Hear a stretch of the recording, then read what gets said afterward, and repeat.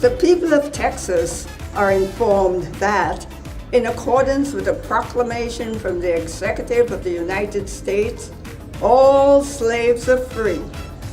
This involves an absolute equality of personal rights and rights of property between former masters and slaves, and the connection heretofore existing between them becomes that between employer and hired labor.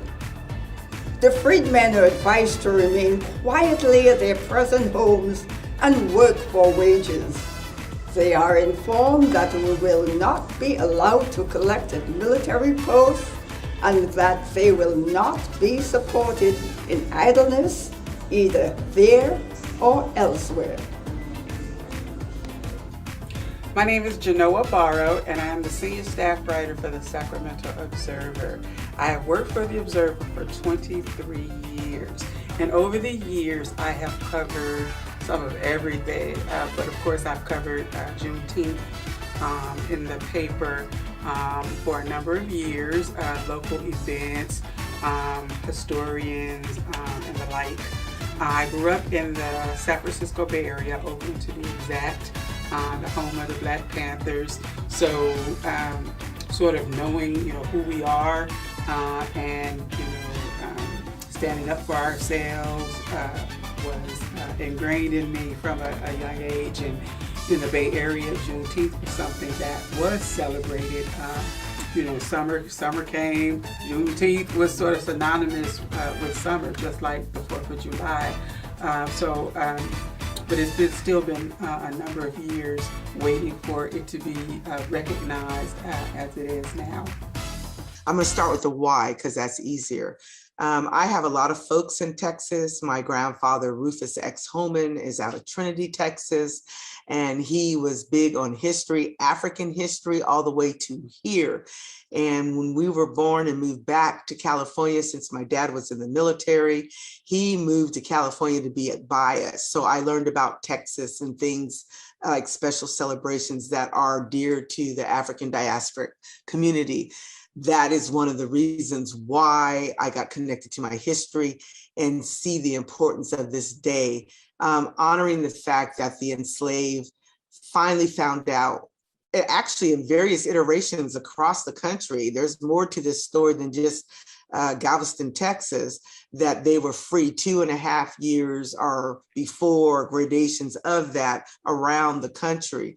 And so I celebrated to honor my ancestors. We need to honor our ancestors. They paid dearly for us to still even be in this battle today. And my elders, I celebrated in honor of my grandfather, who I would not be without him. I celebrated because we are still fighting against enslavement in many forms. Spiritual, socially, emotionally, physically, all of it. It has not left. And I think it's critical to do that. I think I became aware of it, because most African diasporic families are not aware of a lot of our history. Our parents can't teach us what they don't know. And unless you grew up in the parts of the South, in particular in Texas and so forth, a lot of parents don't know about things like Kwanzaa and Juneteenth, all the other things, Malcolm X Day, any of these things. So I think I became aware of it in my late teens. It's sad to say, but because I didn't have anyone who taught me about it, but always knew anything related to our African diasporic experience is important to honor and celebrate.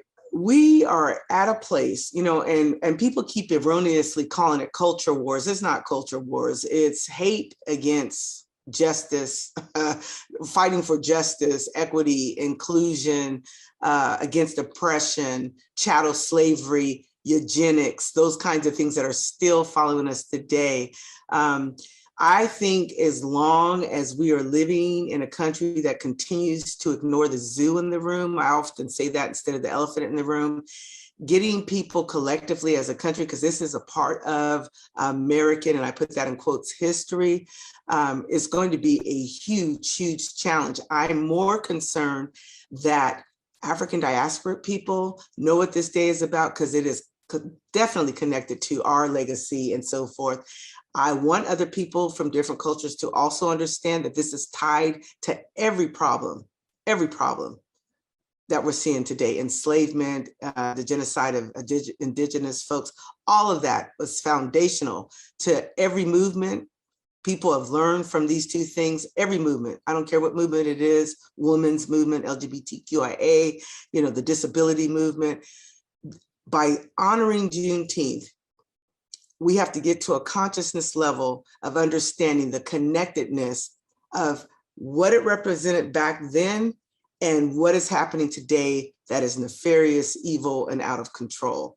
And so I don't think there's going to be a collective mind consciousness about the critical nature of this day where we're honoring it and celebrating it collectively beyond the African diaspora community until we get real with ourselves and address that zoo in the room, that ongoing white supremacy, that's just endemic in every facet of our living, the ongoing caste kinds of things that we're seeing, the ongoing hierarchy of who is valued, and African diaspora people are still on the bottom of that from the world lens perspective.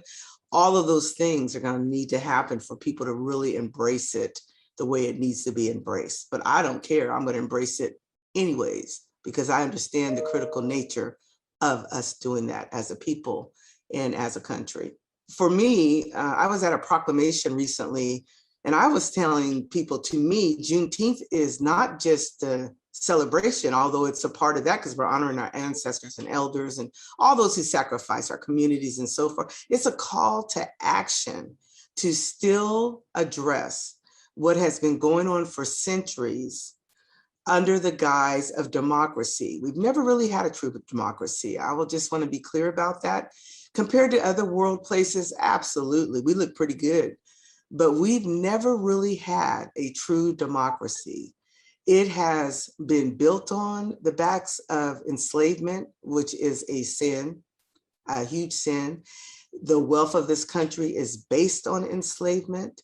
The divide and inequity we see is based on the practices and policies and constructs that were designed to keep the status quo in place. It's only morphed over the decades and the centuries into new forms, but it's the same beast.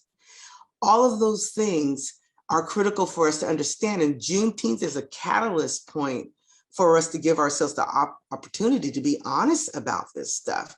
The pandemic, the George Floyd, Breonna Taylor, the thousands of others who've been slaughtered over the years, millions really, have been screaming to us. I have a poem called Their Souls Are Screaming. They have been screaming, when are you going to pay attention and do right by us? All people who are marginalized, but especially to really do those things, then we can start talking about freedom. Now, having said that, I consider myself a free woman in this sense. I will not let anyone, anything, any policy, any practice keep me from doing my God-ordained purpose in this world. I will do my best to operate from love with anyone, regardless of how you look, who wants to work with me to fight against injustice and all that, to make a difference. I am free in the sense that I will use my writing, my work, collaborations with people like you, Genoa, and so forth, to make a difference. I choose to be free in my mind, and mostly because I freed my mind. As my ancestor Asa Hilliard used to say, a lot of us are shackled by this oppression, and I'm talking about Black folks. We have that internalized oppression that has affected us. It's hard not to, because every message you get from every institution, especially media, tells us we don't matter and that we are not worth it.